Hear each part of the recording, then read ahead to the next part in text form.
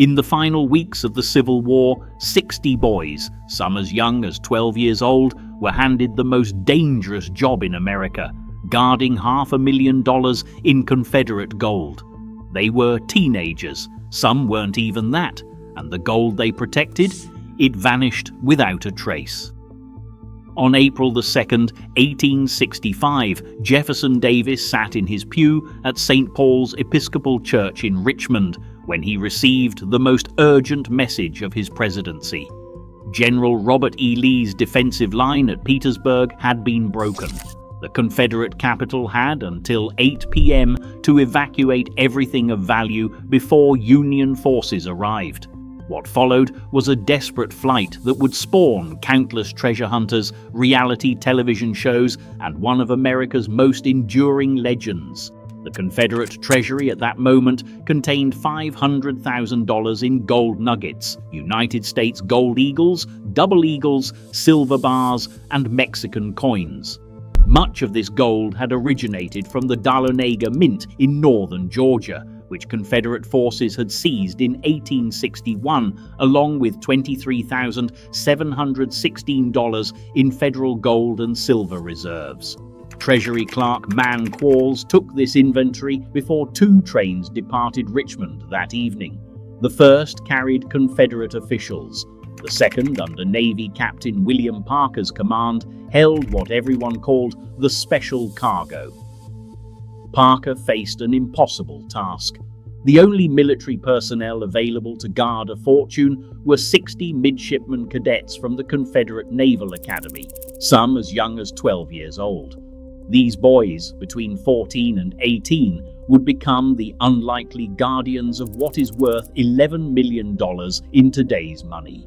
The treasure train's journey south became a study in systematic disbursement. When it reached Danville, Virginia, on April 3rd, $173,000 in Mexican silver and gold was given to General Joseph Johnston to pay his troops. By the time they left Charlotte, North Carolina, another $39,000 went to General P.G.T. Beauregard for the same purpose, leaving $288,000 loaded onto wagons.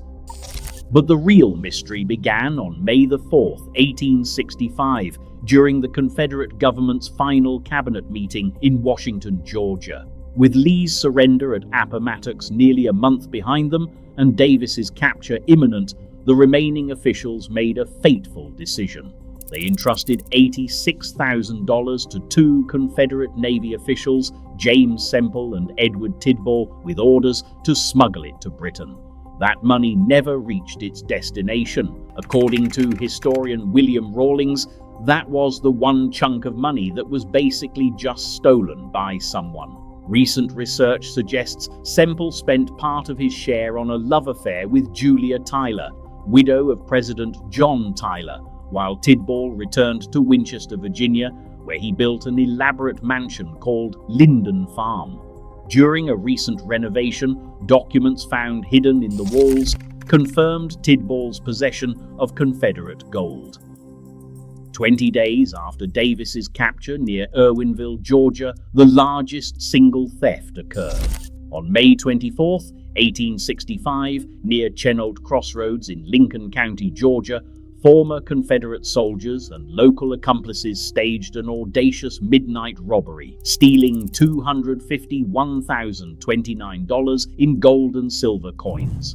The aftermath became violent when Union General Edward A. Wild tortured members of the Chenault family to extract information about the missing treasure, actions so extreme that General Ulysses S. Grant personally removed Wild from command. Bank officials eventually recovered $111,000, but the remaining $140,000 vanished completely. Witnesses described bushwhackers wading knee-deep in gold and silver coins before loading them into bags and riding away. The Chenault plantation became known as the Golden Farm, and for decades afterward, gold coins appeared along nearby dirt roads following heavy rainstorms. The road where the robbery occurred earned the nickname Grab All Road, after one robber allegedly shouted the words, "Grab all you can, boys." The legend grew partly because of wildly inflated Union estimates. Secretary of War Edwin Stanton had wired all federal commanders to intercept the rebel chiefs and their plunder, which he estimated at between $6 and $15 million. These fabricated numbers, designed to motivate bounty hunters and turn Confederates against each other, became embedded in popular imagination. In reality, when Jefferson Davis and his entourage were captured on May 10, 1865, they possessed only a few dollars. The vast Confederate treasure had been systematically dispersed, stolen, or hidden during their 6-week flight from Richmond. But the absence of treasure did not diminish the legend's power. The Knights of the Golden Circle, a secretive organization founded in 1854, became central to modern treasure hunting mythology. This society, which proposed establishing a slave-holding empire centered on Havana, allegedly buried millions in stolen army payrolls across the American Southwest. Investigators claim famous figures like John Wilkes Booth and Jesse James belonged to the organization, operating under its influence to hide vast fortunes. The Confederate gold legend shares similarities with other American treasure mysteries like the famous Beale ciphers, which allegedly reveal the location of millions in buried gold and silver in Virginia's Bedford County. The transformation of American treasure hunting began in earnest during the 1950s when Carl von Mueller used metal detectors to search for buried gold around old Southwest missions. His influential Treasure Hunter's Manual became the foundational guide for the emerging hobby. By the 1960s, metal detectors had found their hobby market, with people searching for gold and old coins. The Civil War gold legend provided the perfect narrative framework for this emerging subculture. The story's influence on popular culture proved equally significant. Gone with the Wind featured rumors that Rhett Butler stole Confederate treasure. The 1966 Western The Good, the Bad, and the Ugly centered its plot on characters hunting $200,000 worth of hidden Confederate gold. More recently, the 2005 film Sahara placed Confederate gold aboard a ship that ended up in Africa, while the 2018 video game Red Dead Redemption 2 devoted an entire chapter to seeking Confederate treasure. Metal detecting's explosive growth, with the hobby market reaching $1.68 billion in 2024, driven by advanced equipment from manufacturers like Minelab and Garrett. The reality is more complex than the legends suggest. Historical research indicates that only $70,000 of Richmond Bank gold remains truly unaccounted for, and that amount was lost in the documented Chenov robbery. What remained of the Confederate treasury was systematically dispersed as troop payroll during the government's southward flight. Yet modern treasure hunters continue their searches, armed with advanced technology and unwavering optimism. Their biggest obstacle is not the difficulty of finding gold, but bureaucratic resistance. In Danville, Virginia, where an estimated $16 million in coins may be buried, city officials refuse all excavation requests, concerned about disturbing potential grave sites.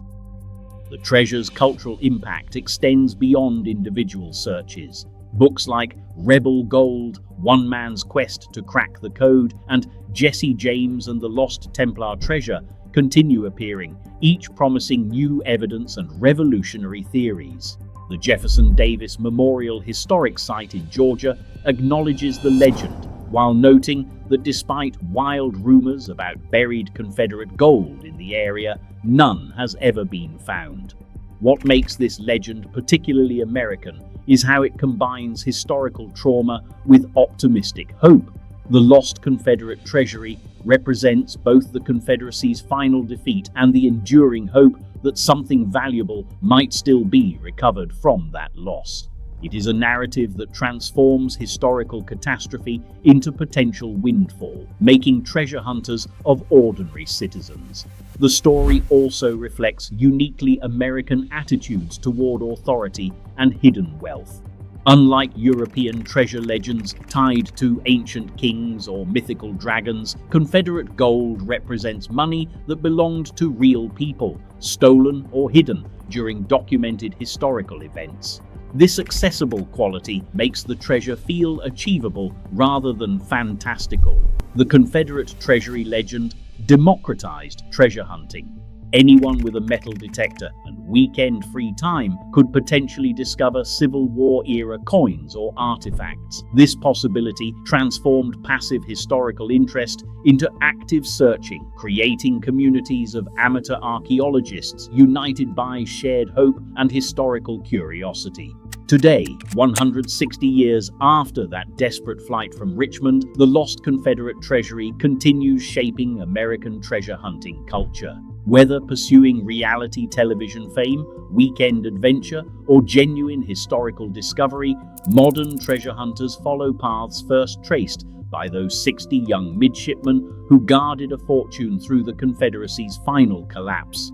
The gold itself may never be found, but its legend has already yielded something more valuable, a permanent place in American imagination, where history, hope, and the possibility of hidden fortune intersect. In that sense, the lost Confederate treasury succeeded beyond Jefferson Davis's wildest dreams, not by preserving the Confederacy, but by creating an enduring American obsession with buried treasure.